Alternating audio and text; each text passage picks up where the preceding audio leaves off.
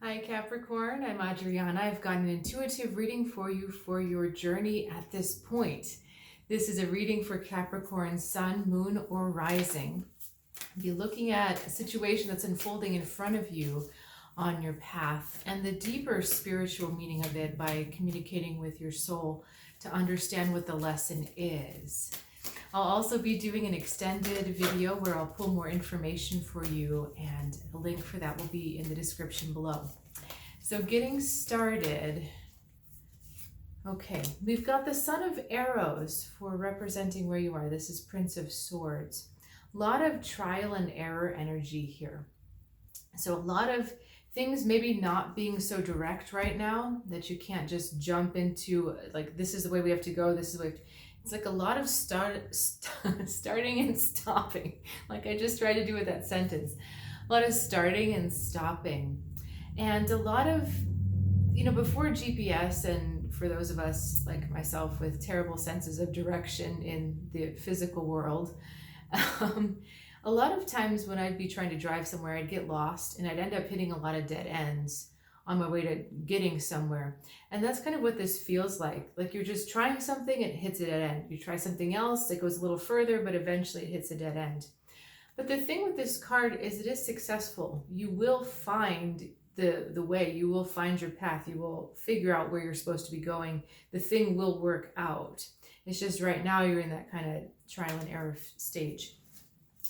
So let's get a little bit more. Something funny happened when I shuffled my cards. Got some upside down, some right side up. Okay, let's find out what else is going on with you, Capricorn. Okay.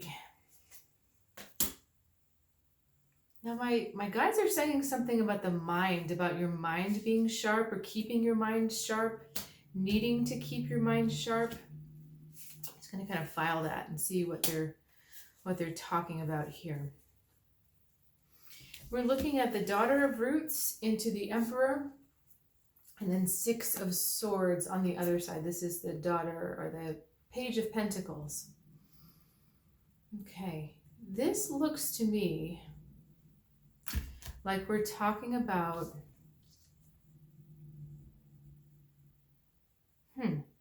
we're investigating some kind of situation having to do with control, as well as needing to be the dominant person, needing to be the one on top who's got all the answers.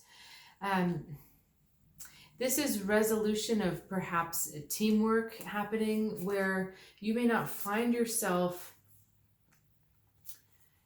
Hang on. Okay, this emperor is either referring to you or someone very close to you, someone who's used to doing things by themselves and doesn't necessarily know how to share the responsibility or share the decision making with you. Or if this is you, you're not someone who likes to share that authority. The Six of Swords is asking you to move past this. And the Daughter of Roots, the Daughter of Pentacles, is also saying to you, hey, maybe we could learn a little bit more about this. Maybe we could soften the way that things are going. Because the thing is, this Emperor is alone on the top of this mountain.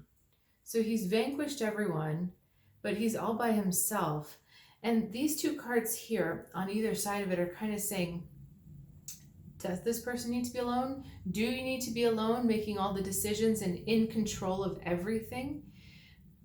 There's just a softer way of looking at it, where the Daughter of Roots is just kind of looking at this Emperor going, huh? Is this really the best way forward? Let's learn and see if there's other options.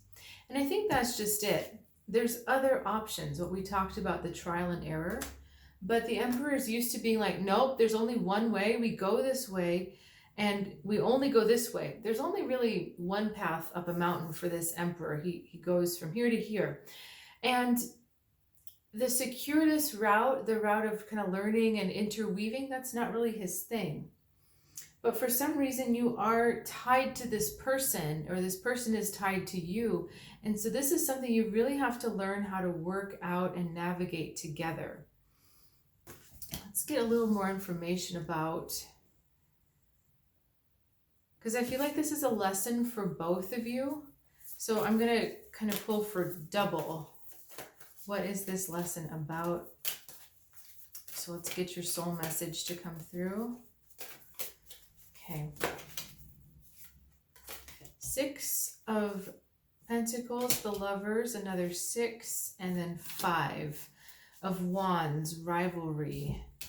So it's funny, you know, this has been happening a lot to me. It's sequences. There's a 666 here, and then there's a 4 and a 5, and then here's the rest of our 6. So learning about how to bridge the gap to make a sequence flow. Okay. You are evenly matched with this other person. You are equals, you are equally strong. And there is kind of a problem with dominance, because the problem is neither one of you really can be dominant. You're equally the same strength. And when you're equally the same strength, really no one wins. And the point is that you can have there's 2 ways this can work. If you have forces of equal strength, either they can combine to become one huge powerful force, like a conjunction in astrology, or they can be opposed, and that would be kind of like a square if you're into astrology. So they can just be at a standstill, deadlocked, gridlocked, unable to come to any kind of compromise or really blending and working together. The soul's message here, altruism, 6 of Pentacles, is that this situation isn't about you or the other person. That is a battle of egos, a battle of wills that's happening right now.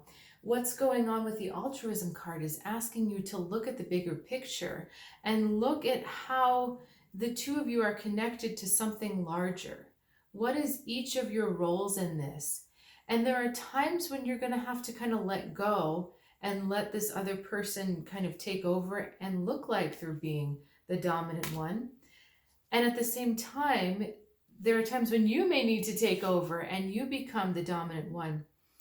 In this altruism card, everyone has a place, but sometimes one of these animals has to sacrifice themselves for the good of the whole, for the good of the big.